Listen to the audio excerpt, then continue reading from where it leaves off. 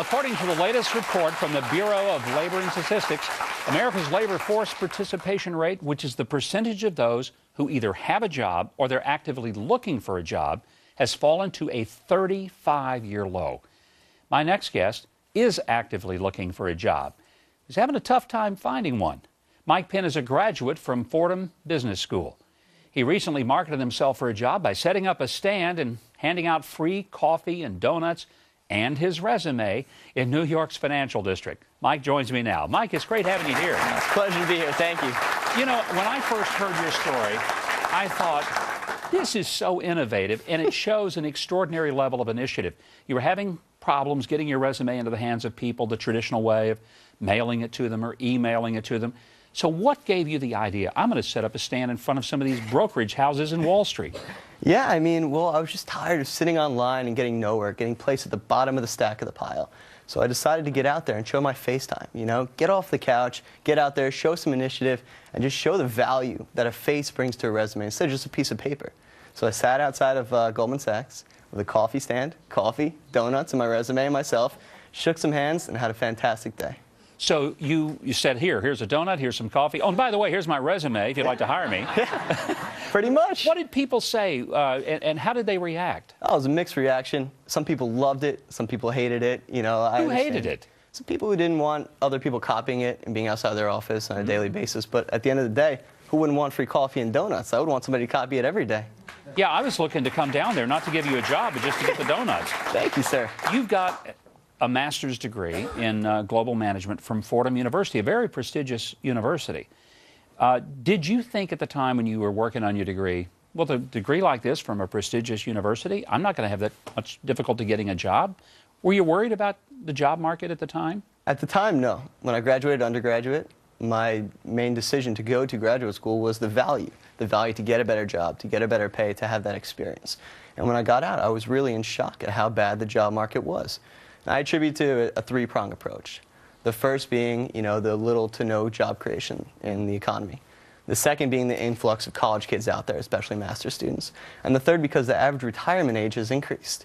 And these people want to retire. It's just that it trickles down to where the entry-level jobs aren't there. What you're saying, in a very nice way, is that the old geezers just won't get out of the way, so guys like you have a shot. No, not at all. They want to get out of the way. It's just that they physically can't. They financially can't.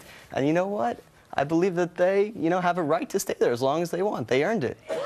But the market now is tough. Yes. So you're looking at trying to break in somewhere. When you talk to people, do they just tell you, look, we just don't have anything? Is that what you're hearing more than we don't like you? Yeah. I mean, I learned that it's not about you. It's about what you can bring to the company. And as far as the company standpoints, there are so many out there that just simply don't have the positions. They can't benefit from me being there. But you've got student loans you're going to have to start paying off. When are those going to have to be paid? Unfortunately, next month they start kicking in. Wow. So you only have a few weeks before you've got to start bringing in some income. Will you stay in New York, or are you willing to move and relocate? Hopefully. I mean, I've been fortunate to have a few offers I'm very happy with. A lot of compelling offers, some out of state, some in state. Now, the thing is, does it financially make sense for me to stay here with an apartment and, you know, the cost of living in New York City? But as of now, I'm just still looking and weighing out the options.